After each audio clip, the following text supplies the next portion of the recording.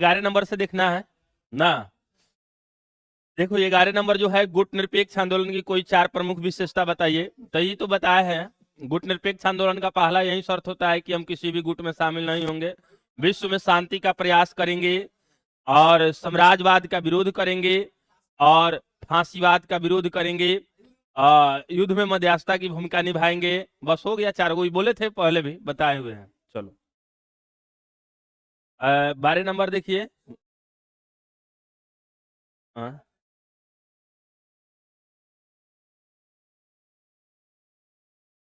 गठबंधन सरकार है। चलो, हाँ बता दे रहे हैं। गठबंधन सरकार का मतलब है कि, मतलब है एक से अधिक दलों का मिलकर सरकार बनाना गठबंधन सरकार कहते हैं। ये लिखिएगा 12 नंबर में, गठबंधन सरकार। सरकार लिखिएगा कि एक से अधिक वैसा सरकार, वैसी सरकार, सरकार जिसमें एक से अधिक दल की, एक से अधिक दल की भागीदारी हो, भागीदारी हो। यह लचीला होता है, यह लचीला, लचीला होता है, यह लचीला होता है। और इसमें वह सब अपना से लिख लीजिएगा। देखिए समझो, ये सब 12 नंबर जो है कह रहा है कि गठबंधन सरकार क्या है। तो लिखिएगा वैसी सरकार जिसमें एक से अधिक दल की भूमिका हो या शामिल होता है, गठबंधन की सरकार कहलाता है। यह लचीला होता है, साथ ही यह क्षेत्रीय मामला को भी, मतलब है, विशेष ध्यान देता है। छोटा छोटा जो दल मिल के जो बनाता है, वो अपनी एक विशेष समस्या को लेकर दल बनाता है, और वह दल जब पार्टी में, सरकार में भागीदारी होता है, तो अपने क्षेत्र का विकास करता है ना। ये आम लोगों के लिए बेहतर है, जनता इसे मतलब कौन सी है, फायदामंद होती है। चलो, चलो नेक्स्ट। चलो, स्थानीय स्वशासन क्या है। तो देखिएगा कि स्थानीय स्वशासन, स्थानीय स्वशासन, स्थानीय स्वशासन जो है, जो त्रिस्तरीय शासन व्यवस्था बनाया गया है, शासन प्रणाली की त्रिस्तरीय शासन व्यवस्था, मतलब स्थानीय स्वशासन कहलाता है। लिखिएगा कि शासन की त्रिस्तरीय, स्तरीय व्यवस्था, व्यवस्था कथी, स्थानीय स्वशासन कहलाता है। जैसे देखो, एक केंद्र लेवल पे, राज्य लेवल पे, जिला लेवल पे, और जिला लेवल पे 3 गो स्तर होता है। ग्राम पंचायत, ग्राम समिति, और जिला परिषद। जिला परिषद, प्रखंड समिति उसी को बोलते हैं ना। तो लिखिएगा, यह जिला में 3 स्तर होता है। जिला में 3 स्तर होता है, स्तर होता है। एक में ग्राम पंचायत, ग्राम पंचायत, और दूसरा में कौन सी, पंचायत समिति। दूसरा कह दीजिएगा पंचायत समिति।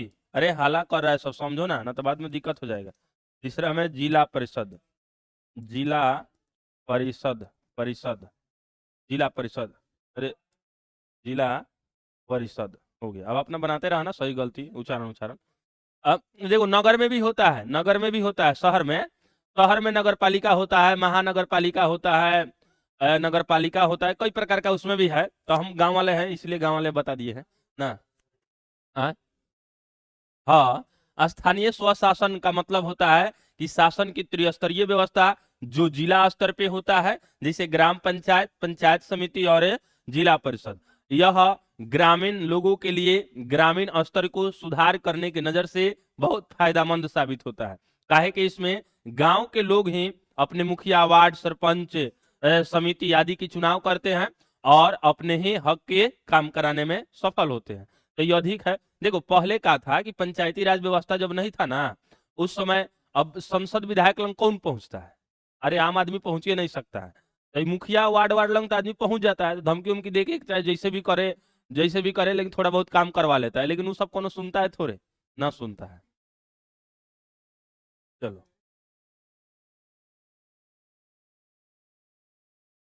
14 नंबर बोलो।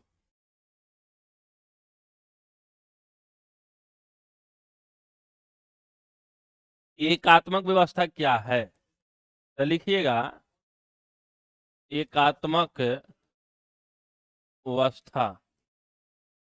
व्यवस्था देखो, एकात्मक व्यवस्था का मतलब है कि सारी मतलब व्यवस्था एक के हाथ में कंट्रोलिंग हो, यानी सारी शक्तियां केंद्रित हो, तो उसे एकात्मक व्यवस्था कहते हैं। इसमें राज्य और केंद्र स्तर पे अलग अलग सरकार नहीं होता है, केंद्र सरकार ही होगा जो सभी का मतलब है हैंडल करेगा।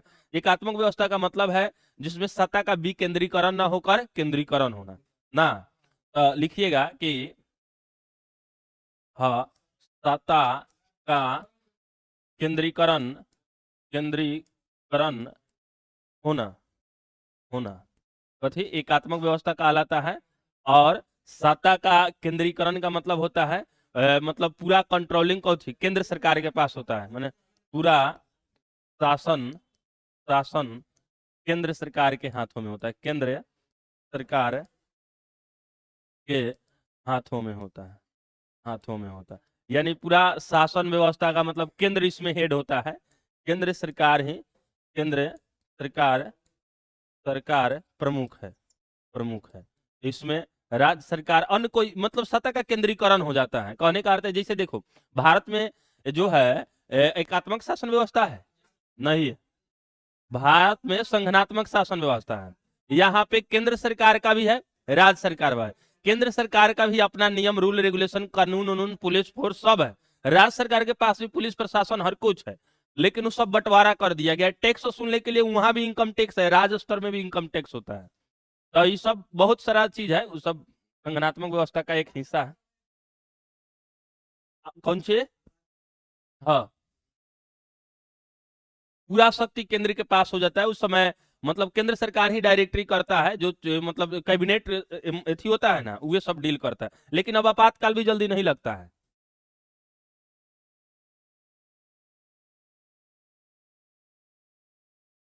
चलो, स्वतंत्रता से आप क्या समझते हैं?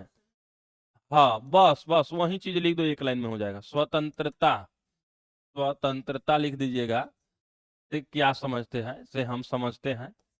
हाँ, लिखिएगा कि संविधान द्वारा दी जाने वाली 6 प्रकार की स्वतंत्रता कथी समाज मतलब स्वतंत्रता कहलाता है। लिखिए संविधान द्वारा दी जाने वाली छूट। हाँ, मतलब लिखिए व्यक्तियों को, व्यक्तियों को संविधान द्वारा, संविधान द्वारा, द्वारा दी गई छूट, छूट ये स्वतंत्रता कहलाता है। और यह 6 प्रकार के होता है, यह 6 प्रकार का है। जैसे बोलो एक नंबर में, जैसे हाँ, घूमने, घूमने, घूमने की स्वतंत्रता। हाँ, मतलब बसने की, बसने, बसने की स्वतंत्रता। 3 नंबर में बोलने की स्वतंत्रता, बोलने की आदि आदि ईटीसी सब लिखते रहना। अरे दो तीन को लिख देना, सब 2 नंबरिया है, 2 3 खाली अनुच्छेद लिख देगा नो। स्वतंत्रता का अधिकार कौन से कौन अनुच्छेद में है? 14 से 18 में। तो लिख दीजिएगा कि भारत में स्वतंत्रता का अधिकार भारतीय संविधान के अनुसार 14 से 18 में दिया गया है। एक समानता का अधिकार भी होता है।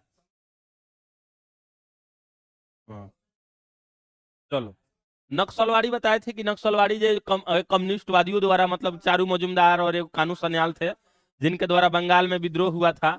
और वह विद्रोह जो है देखते देखते अब कई राज्यों में होने लगता है। आज भी बहुत सारा लोग जो है नक्सलवादी में मतलब बना हुआ है। चलो, हाँ,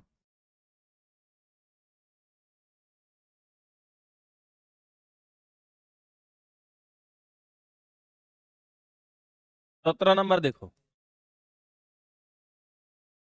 शाह जांच आयोग, शाह जांच आयोग, आयोग, शाह जांच आयोग जो है यह 1977 में आपातकाल में हुए भ्रष्टाचार को जांच करने के लिए जेसी शाह के नेतृत्व में एक गठन हुआ था, कमेटी बना था, समिति बना था।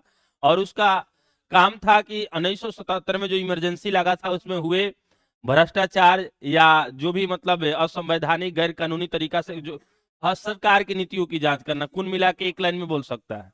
चलो, लिखिएगा कि 1977 के दौरान दौरान आपातकाल को जांच करने करने करने 77 के दौरान आपातकाल को जांच करने के लिए जेसी जेसी शाह के नेतृत्व में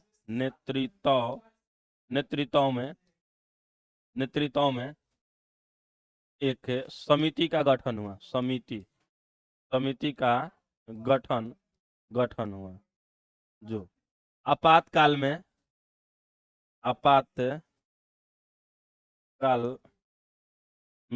हुए भ्रष्टाचार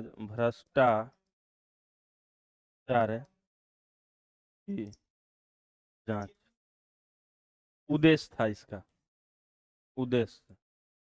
इसका उद्देश्य था, देखो क्या हुआ कि इंदिरा गांधी इमरजेंसी 75 में लगाई थी, 77 में जो है ये एगो जांच कमेटी बैठा और यह जांच कमेटी सुप्रीम कोर्ट के न्यायाधीश थे रिटायल जेसी शाह, और उन्हीं के नेतृत्व में एक समिति बनाया गया। और इसे इसलिए बनाया गया कि इंदिरा गांधी के द्वारा इमरजेंसी में कई सारे असंवैधानिक मतलब कार्य किया गया है, उसको जांच में पड़ताला जाए कि क्या सही है क्या गलत है। उसी के लिए यह कमेटी का गठन हुआ था।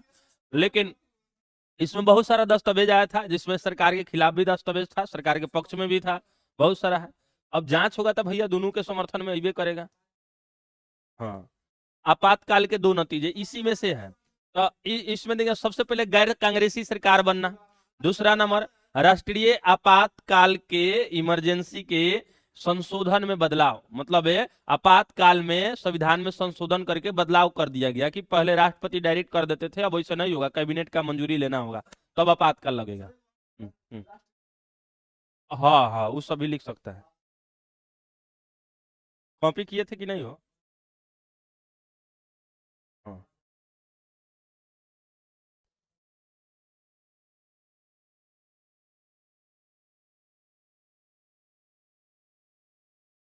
अब देखो इसमें जो है इसी से संबंधित है आपातकाल के दो नतीजे। आपातकाल के दो नतीजे नतीजे आपातकाल के दो नतीजे का कहने का अर्थ है कि सबसे पहला ये समझ लो कि देखो, गैर कांग्रेसी सरकार का बनना, गैर कांग्रेसी सरकार का बनना बनना ये पहला हुआ। दूसरा नंबर जो है आपातकाल आपातकाल नियम में संशोधन संशोधन संशोधन संशोधन हुआ। बस दो चीज लिख लेना, प्रमुख चीज कि आपातकाल में, अब देखो आपातकाल पहले जो था ना, लगाने का प्रोसेस थोड़ा आसान था, इजी वे में था, लेकिन अब आपातकाल लगाने के लिए आपको कैबिनेट का मंजूरी लेना होता है। कहने का अर्थ है कि कैबिनेट जो होता है ना, 6-7 आदमी मिलकर बनता है सब केंद्र सरकार में, तो वो लोग कहेगा कि जो नहीं होना चाहिए आपातकाल तो होगा, नहीं तो नहीं होता है। हाँ, वो लोग कहेंगे तबे होगा।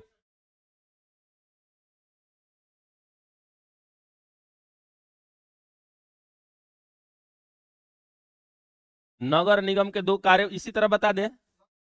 एगो लिखना साफ सफाई और लाइट की व्यवस्था करना, सरकारी सुविधाओं को उपलब्ध करना, सड़क निर्माण करना, प्राथमिक शिक्षा और स्वास्थ्य केंद्र की मतलब वृद्धि करना ना, सरकार के नियमों को लागू करना। ये तो है, हो गया है। चलो, जिला परिषद के यो बताए थे, जिला परिषद का गठन हर 5 साल पे होता है। 50,000 कितना आबादी पर बनता है? 50,000 आबादी पर एक जिला परिषद का गठन होता है। यह चुनावी प्रक्रिया द्वारा होता है। और जिला परिषद जो है जिला के सभी कामों का लगभग कौन सी होता है, अपने डिपार्टमेंट का हेड होता है ना, ये सब बताए थे। संगठनात्मक राज्य की 4 विशेषताएं बताई, नहीं हुआ है। चलो देखिए, संगठनात्मक राज्य की जो है, संगठनात्मक राज्य की विशेषता विशेषता तो संगठनात्मक राज्य की विशेषता ध्यान से समझो कि संगठनात्मक राज्य की विशेषता यह है कि देखो, सबसे पहला विशेषता यह है शक्ति का विकेंद्रीकरण होना। और संविधान को सबसे सर्वोपरि मानना, सर्वोच्चता, हाँ, स्वतंत्र न्यायपालिका, तीन गो हुआ मुख्य मुख्य, ऐसे बोलो, ऐसे लिखना कि हाँ, संगठनात्मक राज्य की व्यवस्था लिखना कि सत्ता का, सत्ता का विकेंद्रीकरण, विकेंद्रीकरण। चलो, एक नंबर में। दूसरा लिख देना संविधान की सर्वोच्चता, संविधान की सर्वोच्चता, सर्वोच्चता, हाँ हाँ, वो भी लिख सकता है, लिखित संविधान, लिखित संविधान, संविधान। और चौथा स्वतंत्र न्यायपालिका, स्वतंत्र न्यायपालिका, न्याय, हर सिंह सब देखते रहना अपना, हर सिंह हम नहीं देखते। चलो चलो, समझ आया ना कि देखो ऐसी जो है संगठनात्मक व्यवस्था का मतलब होता है कि सभी को मिला जुला कर, केंद्र सरकार राज्य सरकार को मिला के, इसमें शक्ति का बंटवारा भी प्रमुख काम है, राज्य सरकार का आर्थिक बंटवारा भी है ना। हाँ,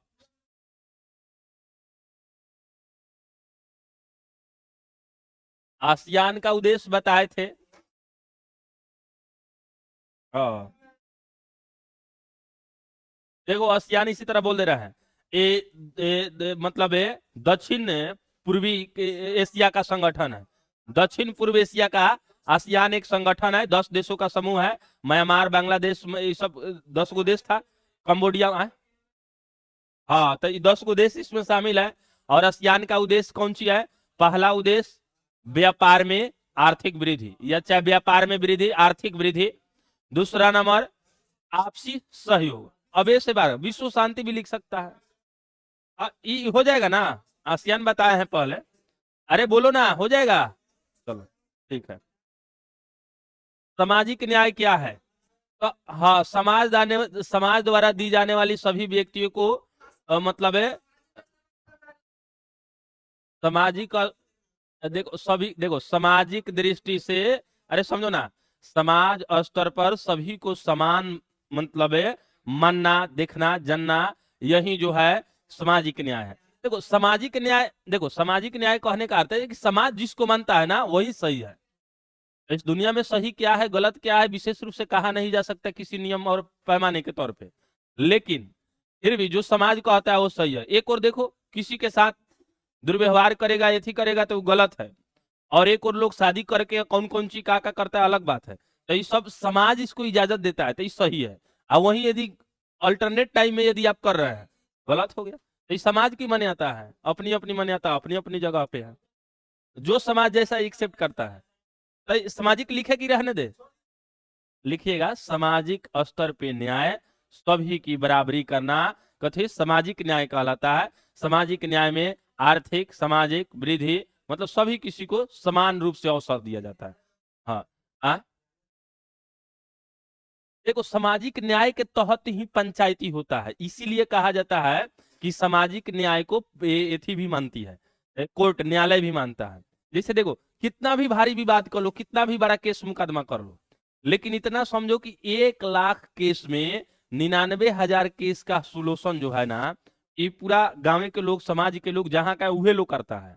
1,000 का फैसला कोर्ट करता है, और वो कोर्ट इतना जल्दी करता है ना कि जवानी में केस करेगा ना तो बुढ़ाउती में आईसीयू में चल जाएगा वेंटिलेटर पर, तब तुम्हारा डिसीजन आएगा कि तुम केस हारे हो या जीते हो।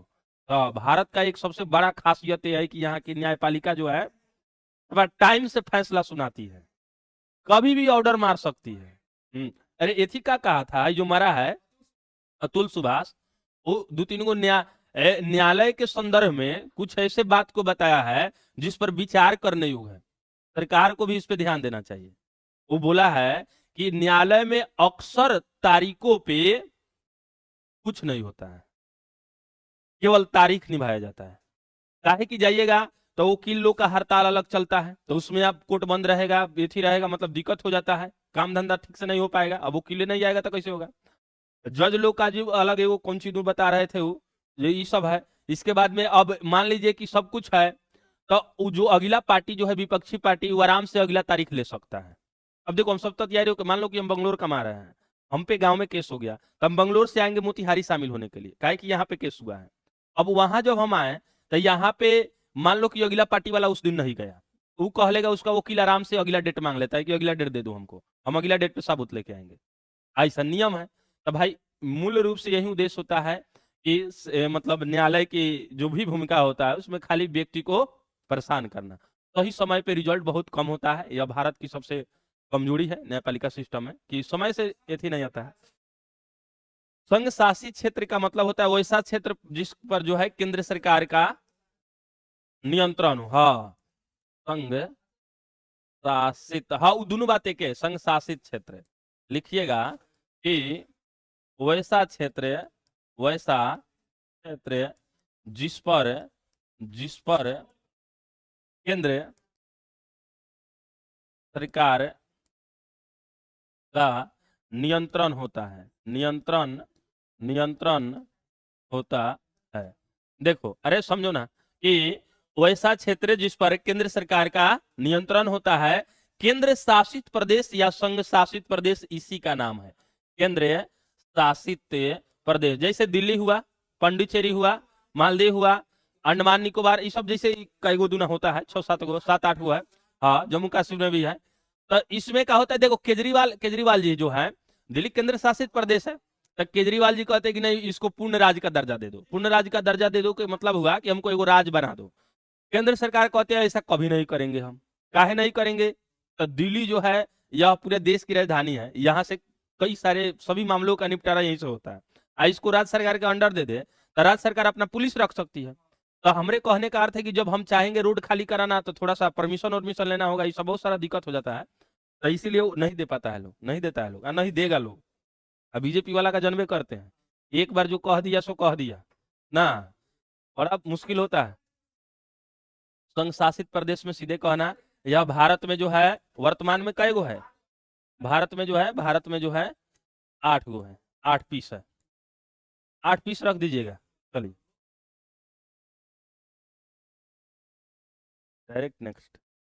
चलो अब देखिए, हाँ कई नंबरिया में 4 गो है, सोशल साइंस है तो 3 गो कह दो, 3 गो। हाँ हाँ 3 गो कह दो, 3 गो कह दो, हो गए 3 गो कह दो। स्वतंत्रता तक के, हाँ हाँ, बता दो। स्वतंत्रता के ठीक बाद भारत की किन्हीं किन समस्याओं के बारे में बताया गया था ना। तो देखो स्वतंत्रता के ठीक बाद भारत के लिए कई सारी समस्या था। सबसे पहला देसी रियासत को ये करना, पहला समस्या। दूसरा राज का पुनर्गठन करना, मतलब राज के जो सिवान का बंटवारा ना तमिल सब हुआ था, ये था। दूसरा कि भारत के में जो है सरकार का भी गठन एक बहुत बड़ा प्रोसेस था। उसके बाद में चुनाव कराना भी प्रोसेस था, ये सब बहुत कुछ था। तो लिखिएगा कि 25 नंबर में कि स्वतंत्रता के बाद बाद की चुनौती के बाद एक में देसी देसी रियासत, बस अब समझ नहीं जाएगा। देसी रियासत को एक करना। दूसरा नंबर लिख दीजिएगा कि राज पुनर्गठन, हाँ राज पुनर्गठन, राज पुनर्गठन होता है, राज पुनर्गठन। और तीसरा लिखिएगा कि चुनाव कराना, चुनाव। और चौथा था कि शासन प्रशासन, चाहे विदेश नीति लिख दीजिएगा, विदेश नीति। अरे सभी चीज तो जो है, सभी चीज तो चुनौती था।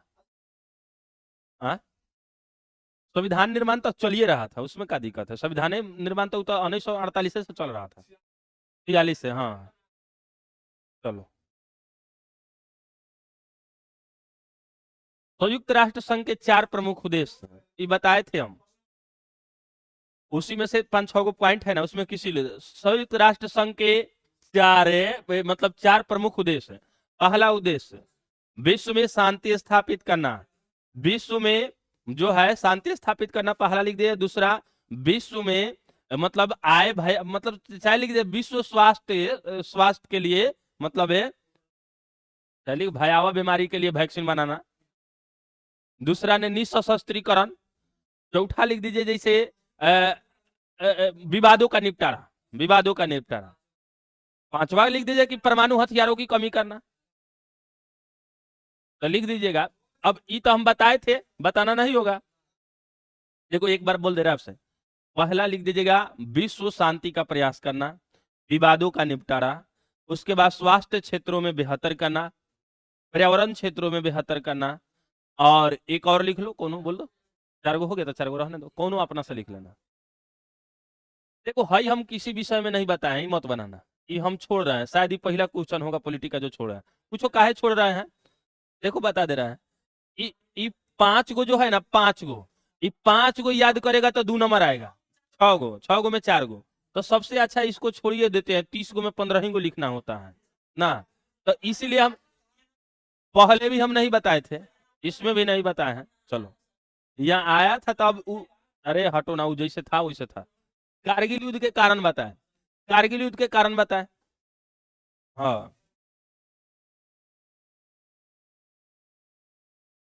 हाँ लिखिएगा, कारगिल युद्ध में लिखिएगा कि भारतीय सीमा में 1999 में पाकिस्तानी सैनिक के मुजाहिदीन बन के आ गए थे। और चाहे सीधा सीधा 1 सेकंड में लिखना है तो ऐसे लिखना, पाकिस्तानी सैनिक जो है दुगलापन करके जो है भारत में आ गया था, और उस ससुरा से कह रहा था ये हमारा सीमा है, ये हमारा सीमा है। तो इस सीमा में जो है से मतलब मतलब घेर लिया था सब। तो इसी को एक आदमी ने बताया, उसके बाद जो है वो सब पीछे जाने का नाम नहीं लेता था, घस के ठेल दिया इंडिया के सैनिकों ने, मान गया उस कारगिल युद्ध है। लिखिएगा 28 नंबर। हाँ मई महीना में शायद हुआ था कारगिल युद्ध। अरे कारगिल युद्ध ऐसे लिखना तुम, अरे समझो समझो। हाँ लिखिएगा 1999 में पाकिस्तानी पाकिस्तानी सैनिक के सैनिक के घुसपैठ करके, घुसपैठ कर भारतीय सीमा चाहे कारगिल चोटी पे लिख लीजिएगा, घुसपैठ करके कारगिल कारगिल की सबसे सबसे ऊंची ऊंची चोटी पर कब्जा किया, कब्जा कब्जा किया था। इसी को इसी पर यह कारगिल युद्ध हुआ। अरे ध्यान से समझो, लिखना कारगिल युद्ध क्या है, तो लिखा 1999 में पाकिस्तानी सैनिक घुसपैठ करके कारगिल की ऊंची चोटी पर अधिकार जमा लिए थे और पीछे जाने का नाम नहीं ले रहे थे। इसी को देखते हुए भारतीय मतलब सैनिकों ने मतलब अंदर ले उनको ठेल दिया। हो गया ना, ऐसे भी लिख दीजिए। चलो 29 नंबर में देखो, तिब्बत का पठार भारत और चीन के बीच तनाव का मतलब है मुद्दा कैसे है। तो लिखिएगा कि देखिए 1950 में जो है, लिखिएगा सबसे पहले तिब्बत तिब्बत तिब्बत का पठार, लिखिएगा। हाँ 1950 में चीन ने तिब्बत को, पहले ही बता दो, इसका लोकेशन बता दो, पहले लोकेशन बता दो। हाँ भारत और चीन के चीन के चीन के बीच है, बीच है, बीच है। और 1950 में चीन ने कब्जा किया, चीन ने कब्जा किया किया 1959 में मतलब है वहां के धर्म गुरु जो है, धर्म गुरु को भारत ने शरण दिया, दलाई लामा को, दलाई लामा को मतलब कति भारत ने शरण दिया। और इसी को लेकर जो है चाइना कहता है कि जे नहीं, भारत जो है हमारे आंतरिक मामलों में हस्तक्षेप करता है। ये विवाद अभी तक ले बना हुआ है, बस लिख दीजिए। हाँ दल बदल बताए होंगे कहीं, दल बदल ध्यान से समझो कि हाँ हाँ हाँ, एक राजनीतिक दल से दूसरे राजनीतिक दल में चुनाव जीत कर जाना कथी दल बदल कहलाता है, बस हो गया, उसी को लिखना है। कि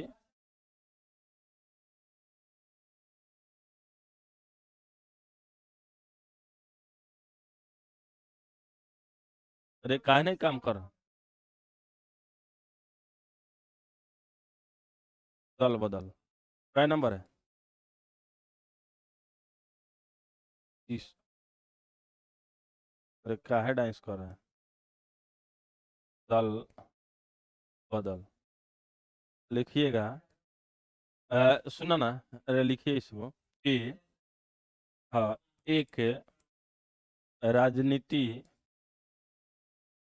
दल से दूसरे दल में शामिल होना होना दल बदल कहलाता है। और इसे इसे रोकने के लिए रोकने के लिए लिए कानून बनाया गया है। कानून बना, हाँ। दल बदल से सरकार गिरती है। सरकार गिर जाती है। गिर जाती है। चलो, हो गए। लिखिएगा कि दल बदल, एक दल से दूसरे दल में कथी अदल बदल करना दल बदल कहलाता है। और दल बदल से सरकार गिरती है, ये सब।